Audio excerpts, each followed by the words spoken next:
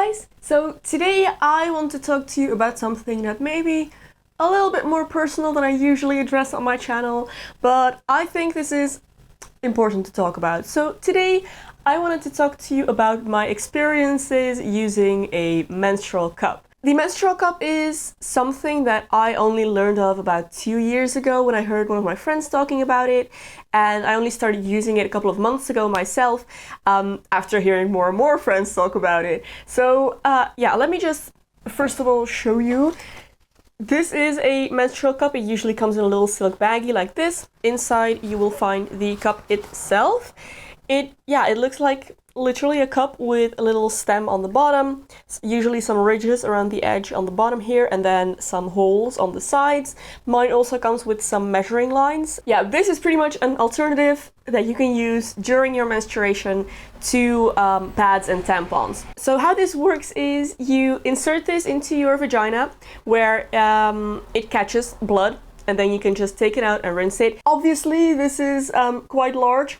It may look a little bit intimidating. I was like, whoa, first time I saw this. In order to insert it, you need to fold this one way or the other. There are so many different ways you can fold this, and you just have to find one that works well for you. Most common ones, I believe, are this one, the push down fold, where you're left pretty much with a very small kind of tip that, you know, goes in first. As it's inserted, it pops open.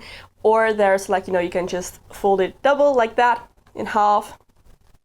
Or there's a 7 fold like that, where you just kind of squeeze it like that. But the point is, you fold it one way or another, insert it, and then inside it pops open, and that creates a vacuum. So there is no air around this at all, and it just sits inside, and the opening of your vagina is closed off. So all the blood catches in here, nothing comes out until you take this thing out. So to remove it, you can see there's a little stem down here. Depending on how high or low your cervix is, you can either cut this off or leave it on. You can use this kind of like the string of a tampon to pull the cup down towards the opening. Then you grab onto these little ridges and you pull it out. Important thing to know, before you pull it out, you need to break the vacuum. So you need to kind of squeeze it, make sure some air gets in, otherwise it can be a little bit painful. And then you take it out, you dump out the blood in the toilet or in the shower or wherever you are, and then you can just rinse the cup and insert it back in again. Obviously, in between uses, in between periods, you need to sanitize this. I like to boil it for a couple of minutes. That just completely gets rid of all the bacteria. My cup is one that I do not advise you to buy. This was a kind of generic off-brand one. I wanted to buy a little bit of a cheaper one for starters, just to find out if this is something I ever even want to do at all. But it's not a very good quality, so I would advise to get one of the brand kind of ones, a Diva cup or a Moon cup, or just, you know, one of those. Do your research. They will have different sizes, and, you know, a different one will fit a different body better. But yeah, this is one of the generic kind of off-brand ones. Basically, what got me started even thinking about using a menstrual cup was my friends talking about it, and they absolutely loved it. And then I started researching and found out that, you know, pretty much everybody that uses it just never wants to go back to using pads and tampons. There are so many pros to this. One of the biggest ones, in my opinion, is the dramatic reduction of waste, because you don't need to use pads and tampons anymore. They are disposable. This cup can last you up to 10 years, I've heard. You only need to buy it once, and then you can just, you know, keep reusing it pretty much infinitely. Another pro this has, especially compared to pads and tampons, is it literally only catches blood. It doesn't do anything else. So it doesn't mess with the moistness in there. What pads and tampons can do is just suck all of the moisture out. Not just the blood, but all the other stuff as well, which can cause, you know, disbalance inside and everything. This does not do that. Also, it cannot cause toxic shock syndrome, which you can get if you leave a tampon in for too long. You cannot get that when you use a menstrual cup, because no air gets in with the blood, so there's no chance for the blood to go bad, which is a huge plus in my opinion. Another huge plus for me is that you can leave this in for up to 12 hours, you know, before you really have to empty it out, because it will probably, you know, be pretty full by that time. That means that you only have to worry about your period 2 times a day. You can just empty it out when you wake up and right before you go to bed, and that's the only time you really need to worry about your period. The rest of the time, it's like nothing's going on at all. You can play sports with this in, you can go swimming, you can take a bath. You don't need to think about it at all. It's just there, and then you empty it out and you're good to go. So all of those together is what made me want to try one of these. But when I did try it, I kind of figured out a couple of cons as well to using these. I mean, I'm not gonna sit here and tell you it's all, you know, sunshine and rainbows. I had a little bit of trouble making this pop open inside and getting the vacuum. So I had a little bit of leakage, especially in the beginning. I'm getting better at it, but it takes a little bit of practice. I have a very soft cup. It doesn't bounce back quickly, so I have to like really manipulate it to get it to pop open. Again, that's just my own fault for getting a cheapo one and not a branded one. I watched videos by this girl. I believe her username is Precious Stars Pads.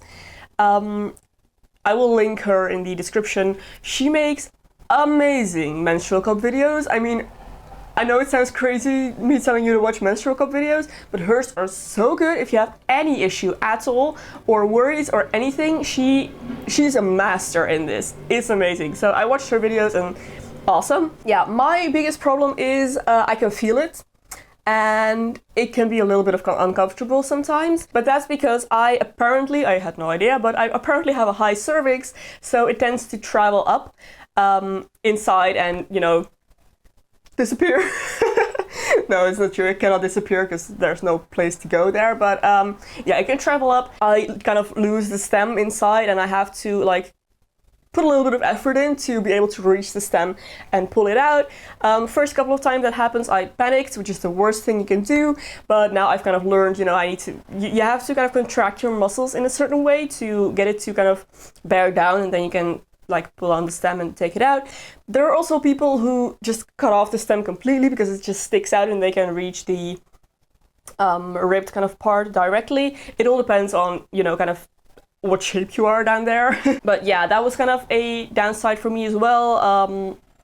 Mine tends to travel and then I have to, you know, make an effort to get it out. That kind of ties in with something that maybe you can't to some people. You have to kind of be comfortable with yourself. You have to reach in to manipulate the cup and everything. Oh, another thing you might be wondering about, it can be a little bit messy when you take it out. It needs a little bit of practice.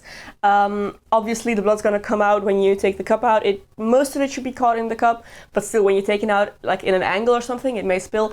I would definitely recommend doing this over a toilet or in the shower, preferably in a private place, so not in a public restroom or anything, and you know, hygiene reasons and everything. Good thing is you don't need to do this in a public restroom unless you are gone for more than 12 hours, but that doesn't really happen very often. If you do need to remove it in a public restroom, you can either just wipe it with toilet paper after you've dumped out the blood, or you can just rinse it, take a little bottle of water with you into the toilet and then just rinse it with that water. So yeah, biggest thing with this is it needs a little bit of practice. People say you need 3 months to get completely comfortable with it and, you know, completely used to using it. Oh, one more thing that's important as well, there are several sizes of these, not just different shapes. I mean, every brand has a little bit of a different shape, so you have to find the one that's right for you, but also they have different sizes. There is one size for women, I believe, under 25 that have not given birth, and then there's one for women above 25 or 30, I'm not sure if it's 25 or 30,